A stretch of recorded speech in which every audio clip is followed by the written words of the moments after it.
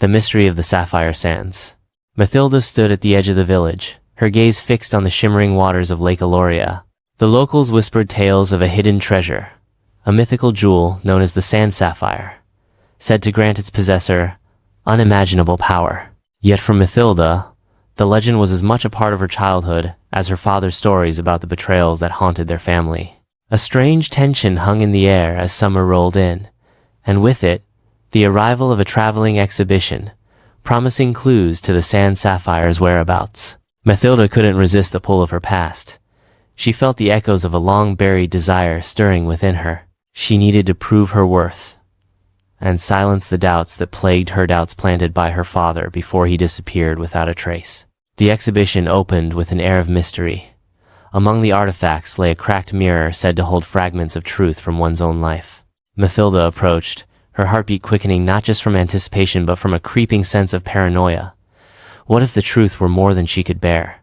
As she stared into her reflection, her mind began to swirl with memories of her father, the way he would laugh, his sudden silences, and the haunting finality of his departure. It felt as if the mirror was a gateway, beckoning her to reconcile with the shadows of her pasta reality she had buried in the sands of time. Days went on, and Mathilda became obsessed with unraveling the clues surrounding the sand sapphire. She befriended a charming historian named Lucas, whose knowledge of the jewel was as intoxicating as the secrets he seemed to harbor. Together, they roamed ancient paths, piecing together fragments of lore.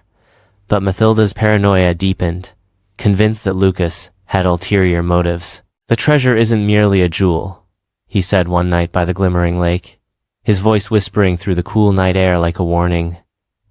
"It's a key to understanding the very nature of trust and betrayal." Mathilda wanted to believe him, yet she couldn't shake the feeling that every word held a double meaning.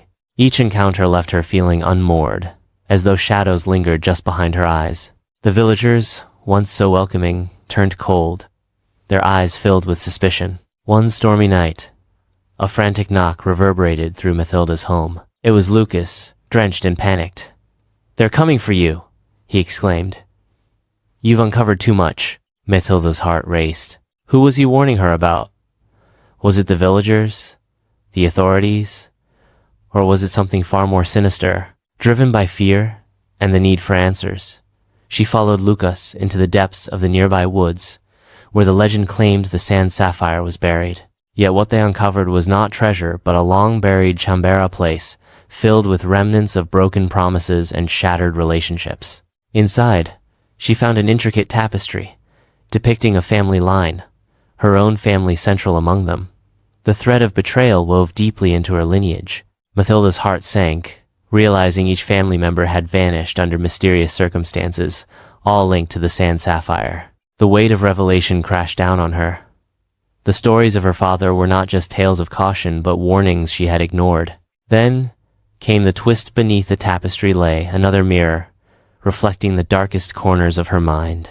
The faces of her ancestors twisted in agony, their eyes pleading for her to understand.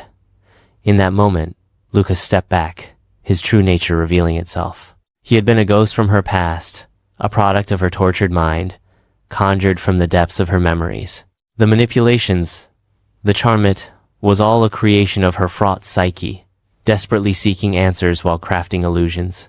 As she faced the reality that Lucas was merely a construct of her despair, and the sand sapphire was but a fancy of her mind, the ground shook, the sands shifted, and the lake roared with fury, swallowing the chamber whole. Mathilda stumbled back, realizing that the only treasure she possessed was a fragmented identity. As the water engulfed her, she gasped, waking suddenly in her bed, bathed in sunlight.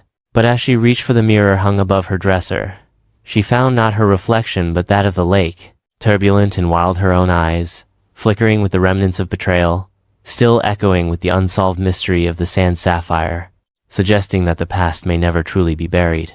The twist was not just about the treasure, it was a testament to the darkness that lay within, waiting to be unearthed, forever tangled in